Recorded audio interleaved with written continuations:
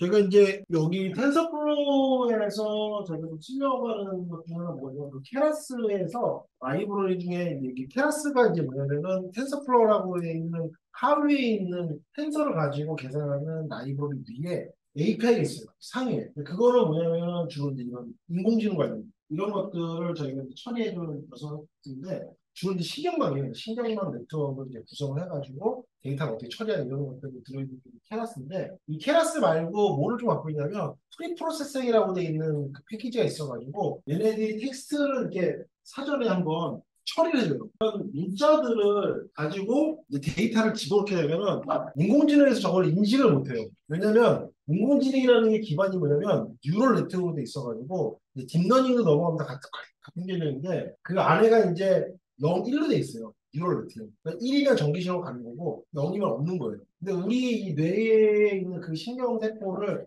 분석을 해보니까 컴퓨터랑 똑같은 거예요. 010인데. 그래서 여기 있는 데이터를 이게 문자로 만들어서 이게 넣어줄 수가 넣어주는 게 아니라 얘네들을 뭔가 이제 이거를 전기적인 신호를 바꿔야 돼요.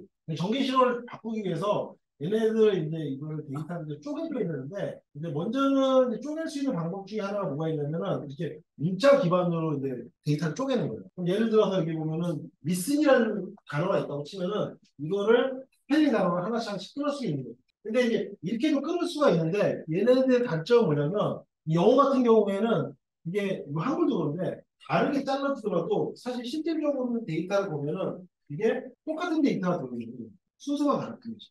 그러다 보니까 컴퓨터에서는 저걸 갖다가 지 어떤 인코딩 작업을 해주지 않으면 이걸 구분을 못해요. 그냥 숫자로 되는 데이터. 그래서 컴퓨터에서 이제 이거를 이제 처리해줄 때는 문자로 기반해 주는 거는 좀 단점이 좀 있어요. 그래서 이거를 좀 더 단위를 좀 올려가지고 이제 어떤 처리를 좀 해주냐면 단어 기반으로 바꿔줍니다. 단어 기반. 그러니까 단어 기반이라는 건 뭐냐면 여기 보시면 이런 한 단어 한 단어 있죠. 한 단어는 단어별로 쪼개는 거예요. 근데 영어는 좀 특징이 뭐냐면 영어는 이 공백이 반드시 있어야 돼요. 공백이 없으면 영어는 이해가 안 돼. 영어를 다 붙여버리게 되면 근데 우리나라 말은 좀 특이하죠. 우리나라 말은 붙여도 이해가 돼요. 약간 좀 이상할 수 있는데 뭐 예를 들어서 나 집에 가 이렇게 다 붙여놔도 대충 이해가 돼요. 말을 해보면. 근데 영어는 이게 잘 안 돼.